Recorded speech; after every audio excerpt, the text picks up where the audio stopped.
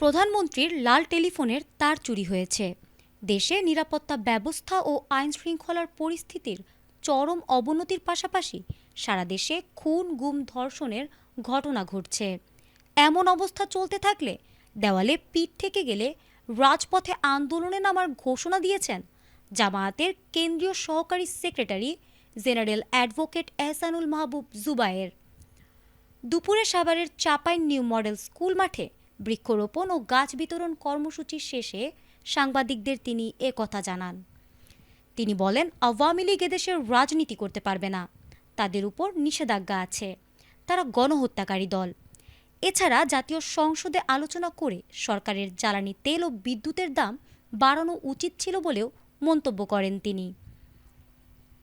এ সময় বিশেষ অতিথি হিসেবে উপস্থিত ছিলেন কেন্দ্রীয় কর্মপরিষদ সদস্য এবং যুব ও ক্রীড়া বিভাগের সেক্রেটারি মঞ্জুরুল ইসলাম ভূঁইয়া, কেন্দ্রীয় মজলিসের শুরা সদস্য ও ঢাকা জেলার আমির মাওলানা মোহাম্মদ দেলওয়ার হোসাইন, কেন্দ্রীয় মজলিস শুরা সদস্য ঢাকা জেলা সেক্রেটারি মাওলানা মোহাম্মদ আফজাল হোসাইন, সহকারী সেক্রেটারি উপাধ্যক্ষ মাওলানা মোহাম্মদ সাদাত হোসাইন, জেলার রাজনৈতিক সেক্রেটারি হাসান মাহবুব মাস্টার, আইন বিষয়ক সম্পাদক অ্যাডভোকেট মোহাম্মদ শহীদুল ইসলাম, বাংলাদেশ জামায়াতে ইসলামী ঢাকা জেলার প্রচার ও মিডিয়া সম্পাদক আসাদুজ্জামান জিম সহ আরও অনেকে। 12 ফেব্রুয়ারি নির্বাচনের পরে বিএনপি নেতৃত্বে সরকার হওয়ার পরে আমরা ইতিমধ্যে দেখলাম যে পরপর দুবার তারা জ্বালানি তেলের মূল্য বৃদ্ধি করেছেন এবং সর্বশেষ বিদ্যুতের মূল্য বৃদ্ধি করেছেন এবং এই তিনটি কাজই করেছেন সংসদ চলাকালীন সময়। সংসদে কোনো আলোচনা করেননি। সংসদে আলোচনা করে এটা করা উচিত ছিল, যেহেতু এই বৃদ্ধির কারণে জ্বালানির মূল্য বৃদ্ধি এবং বিদ্যুতের মূল্য বৃদ্ধির সাথে সরাসরি ভোক্তারা সম্পৃক্ত, অর্থাৎ সাধারণ মানুষ জড়িত এবং এর কারণে দ্রব্যমূল্য সহ নিত্য প্রয়োজনীয় জিনিস এবং মানুষের দৈনন্দিন চলাফেরা সব কিছুতেই বড় আকারে প্রভাব পড়ে।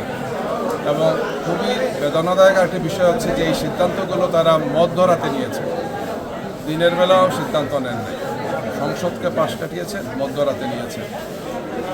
অথচ সরকারের পক্ষ থেকে বলা হয়েছে যে সব বিষয়ে আলোচনার জন্য আমরা সংসদের মাধ্যমে সবগুলো বিষয় সমাধান করব, কিন্তু আমরা দেখেছি যে এই ক্ষেত্রে এটা করেন। তো আমরা এটার তাৎক্ষণিক নিন্দা জানিয়েছি, প্রতিবাদ জানিয়েছি এবং দেশব্যাপী আমরা কিছু কর্মসূচি দিয়েছি। গতকালকে আপনারা জানেন আমরা ঢাকা সহ বাংলাদেশের সবগুলো মহানগরে আমরা বিক্ষোভ মিছিল করেছি এবং অবিলম্বে এই উচ্চ মূল্য যেটা বৃদ্ধি করা হয়েছে সেটাকে প্রত্যাহারের জন্য আমরা আবেদন জানিয়েছি। যদিও সরকারের পক্ষ থেকে বলেছেন ভোক্তা শ্রেণীর পর্যায়ে দুটো স্তরের তারা এটা প্রত্যাহার করছেন, যেটা উচ্চ মূল্য বৃদ্ধি করেছেন দিয়ে। আমরা মনে করি না যে সব ক্ষেত্রে এটা প্রত্যাহার হওয়া উচিত এবং এটা সংসদে আলোচনা করে এই সমস্যার সমাধান করা উচিত, যেহেতু এটি একটি জাতীয় বিষয় এবং যেখানে সমস্ত দেশবাসী জড়িত এবং আন্তর্জাতিক পরিমণ্ডলে অনেকগুলো সমস্যা আছে। তো এই সমস্ত বিষয়গুলো নিয়ে সংসদই হচ্ছে আলোচনার জায়গা, যেখানে এই সমস্ত বিষয়গুলো সমাধান হওয়া উচিত।